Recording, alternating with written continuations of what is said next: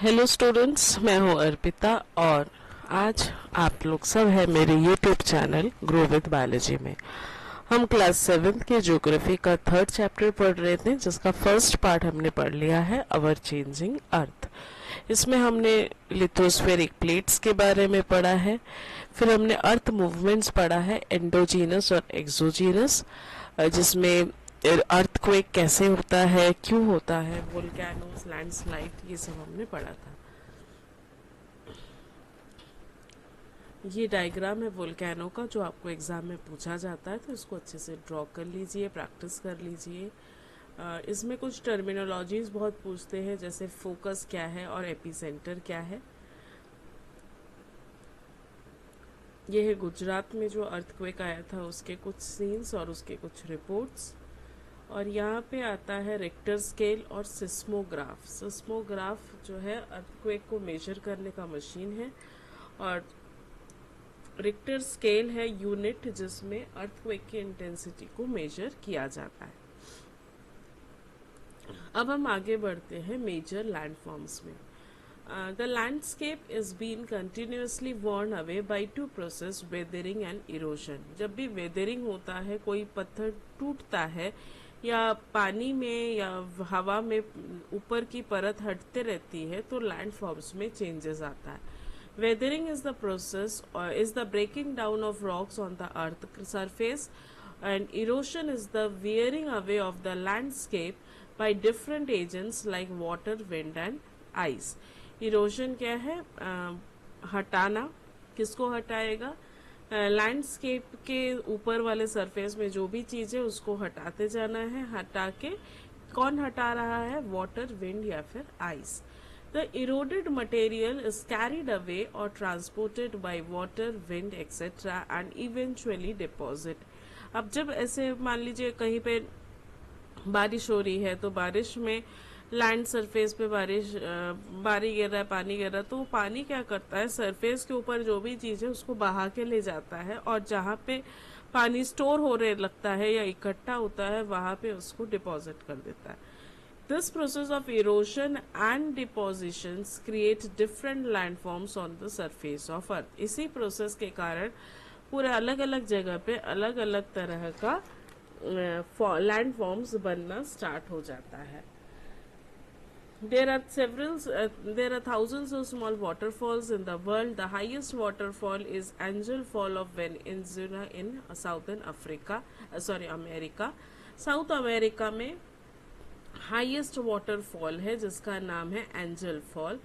The other waterfalls are Niagara Falls, located on the border of Canada and USA in North America, and Victoria Falls on the borders of Zambia and Zimbabwe in Africa। तो ये कुछ अलग अलग waterfalls है। Waterfalls basically है ऊंचे height से पानी का बहना, that is waterfall. Work of a river, river का क्या काम है?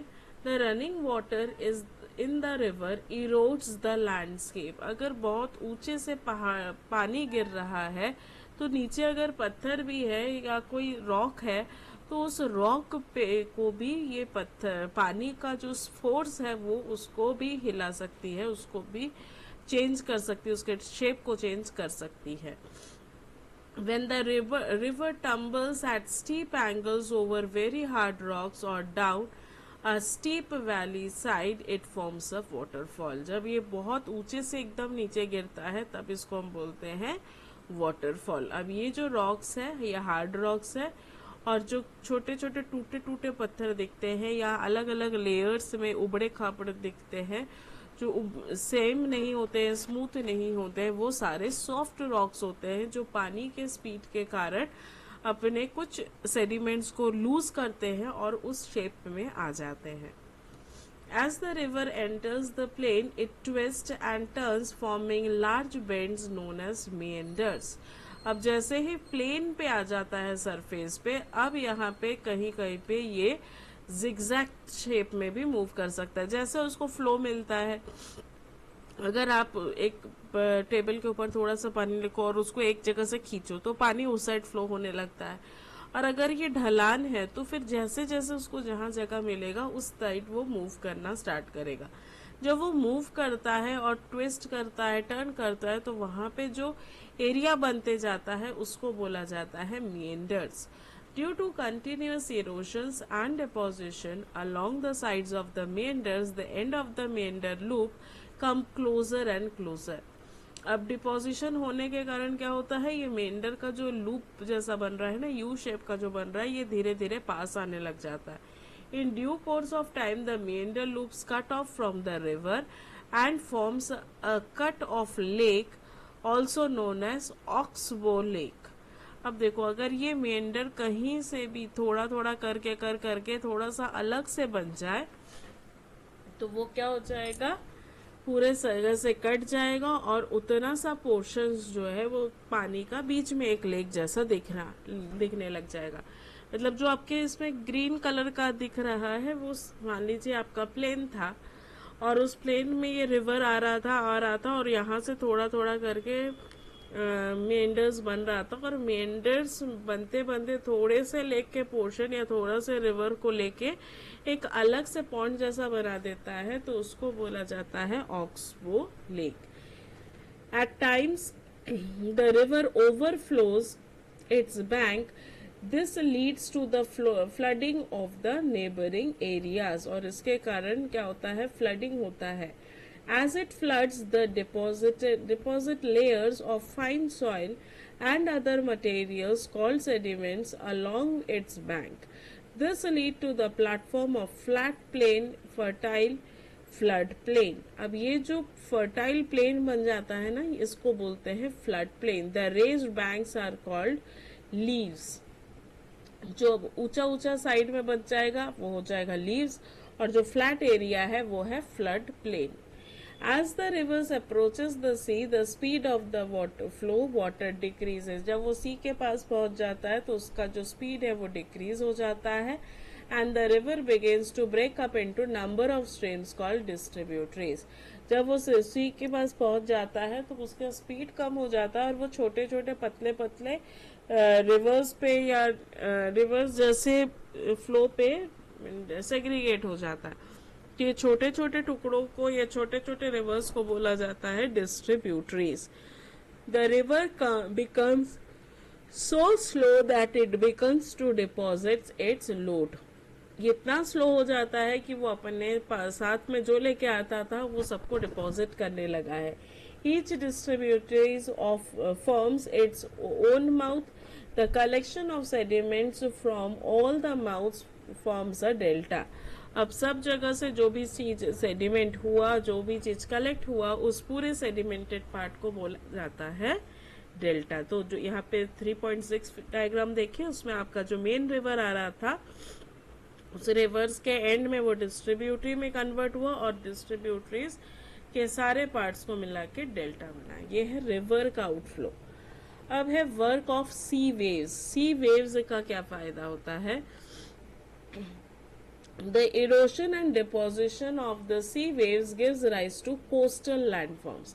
तो कोस्टल लैंडफॉर्म्स बनता है. सीज से जब पानी आता है और वेव्स आते हैं तो एक एरिया ऐसा बन जाता है जो कि कोस्टल लाइंस में रहता है, उसको हम बोलते हैं coastal landforms. Sea waves continuously strike at the rocks. Sea waves आके धक्का मारता है किस पे, रॉक्स पे.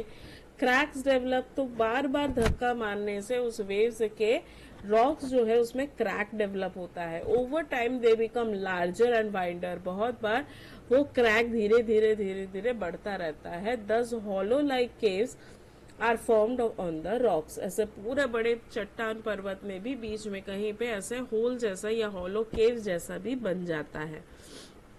These hollow like caves are formed on the rocks. ये रॉक्स के बीच में बनता है. They are called sea caves. इसको बोला जाता है सी केव्स क्योंकि सी वेव्स से ये बना हुआ है. As these cavities become bigger and bigger, only the roof of the cave remain, thus forming sea arc. जब सिर्फ आर्क जैसा रह जाता है, ऊपर का पार्ट रह जाता है और नीचे का पार्ट पूरा गायब होने लग जाता है या मैक्सिमम खाली हो जाता है, तो उसको बोलते हैं sea arches. Further erosion breaks the roofs and only walls are left. पूरा ऊपर तक का अगर वो तोड़ देता है, सिर्फ साइड के वॉल्स रह जाएंगे. तो these walls are known as stacks, STACK. Stack एक होता है आर्क और एक होता है आपका सी केव. केव जैसा बना तो सी केव. अगर वो दोनों साइड से निकल रहा है तो वो ऊपर का पार्ट रह रहा है सिर्फ, तो आर्च अगर ऊपर का पार्ट भी हट गया है, सिर्फ साइड में वॉल्स पिलर्स जैसा रह गया है, तो stacks. The steep rocky coast rises almost vertically above sea water and is called as sea cliff. ये जो सी का रॉकी कोस्ट है वो बहुत ऊपर ऊपर तक चढ़ जाता है सी वाटर से भी ऊपर, और उस पहाड़ों को बोला जाता है sea cliff. The sea waves deposit sediments along the shore forms beaches. Sea से जो भी चीज आ रहा है उन सब का जो डिपोजिशन होता है वो कोस्टल एरिया पे रह जाता है, और उस कोस्टल एरिया को बोला जाता है सी बीचेस. नेक्स्ट है work of ice. Glaciers are rivers of ice which too erode the landscape by bulldozing soil and stones to expose the solid rock below. तो ग्लेशियर्स क्या करते हैं? ग्लेशियर्स होते हैं रिवर्स किसके? बर्फ के. और जब पानी से ही इतना नुकसान होता है तो ये जब पत्थर जैसे या रिवर्स आ रहे हैं बर्फ के चट्टानों के, तो फिर उससे भी बहुत ज्यादा डैमेज होता है. Glaciers carve out deep holes there. As the ice melts, they get filled with water and become beautiful lakes in the mountain.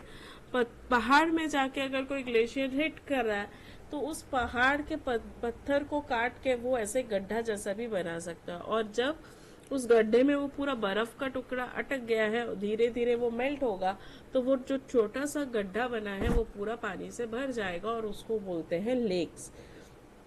The material carried by the glaciers, such as rocks, big and small, sand and slate, get deposited, and these deposits forms glacial moraines.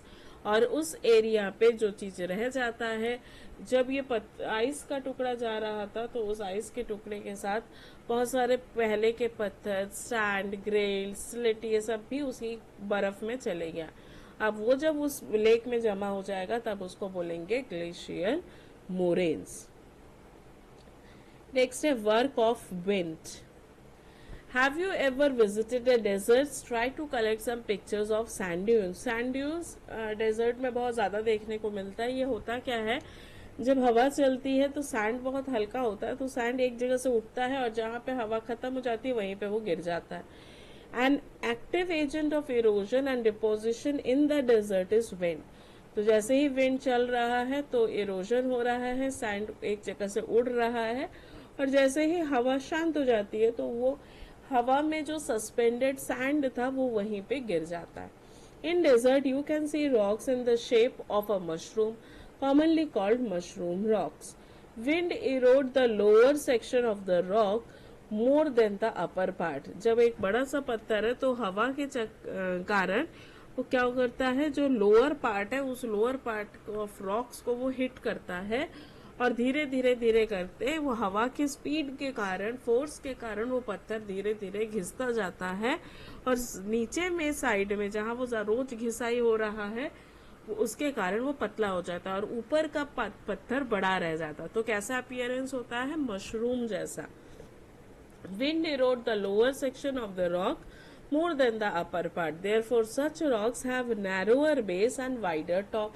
नीचे का narrow रहता है, पतला रहता है, और ऊपर का wide रहता है. When the wind blows, it lifts and transports sand from one place to another. जब भी wind blow करता है वो sand को उठाता है, एक जगह से दूसरे जगह पे place करता है. When it stops blowing, जब हवा चलना बंद हो जाता है, the sand falls and get deposited in low hills like structures. फिर वो सारे रेत एक जगह पे जम जाते हैं और वो एक पहाड़ जैसा दिखता है, छोटा सा पहाड़. These are called as sand dunes. इसको बोला जाता है sand dunes. When the grains of sands are very fine and light, जब ये grains जो sand के दाने होते हैं बहुत फाइन और लाइट है तो इसको बहुत दूर दूर तक ले जाया जा सकता है. और when the sands is deposited in large areas, it is called as loess. अब जब ये बारीक सैंड एक जगह पे जमने लग जाता है लार्ज एरिया पे डिपॉजिट होने लगता है तो उसको बोलता है loess. Large deposits of loess is found in China. China में इस तरह से बहुत बारीक सैंड का डिपोजिशन देखने मिलता है। तो आज हमने पढ़ा अलग अलग लैंडफॉर्म्स। सबसे पहले हमने पढ़ा रिवर के कारण कौन से लैंडफॉर्म्स बनते हैं, जिसमें है मिएंडर्स, ऑक्सब्रो, फ्लड प्लेन, लीव्स और डेल्टा। सी वेव्स में हमने पढ़ा है सी केव्स, आर्चेस, सी आर्चेस, ट्रैक्स और सी क्लिफ्ट। फिर हमने आइस में पढ़ा है ग्लेशियल मोरेन्स और ये जो लेक का फॉर्मेशन है वो। और विंड में हमने पढ़ा है मशरूम रॉक, सैंड ड्यून्स और लोएस। तो ये चैप्टर यहाँ पे फिनिश होता है। नेक्स्ट वीडियो में हम इस दो चैप्टर्स के पार्ट 1 और पार्ट 2 दोनों से क्वेश्चन से रिलेटेड क्वेश्चन सॉल्व करेंगे, कुछ केस बेस्ड स्टडीज सॉल्व करेंगे। आप जहाँ से भी ये वीडियो देख रहे होंगे अपने लोकेशन को बिल्कुल कमेंट्स में मेंशन करिए। Thank you, happy study.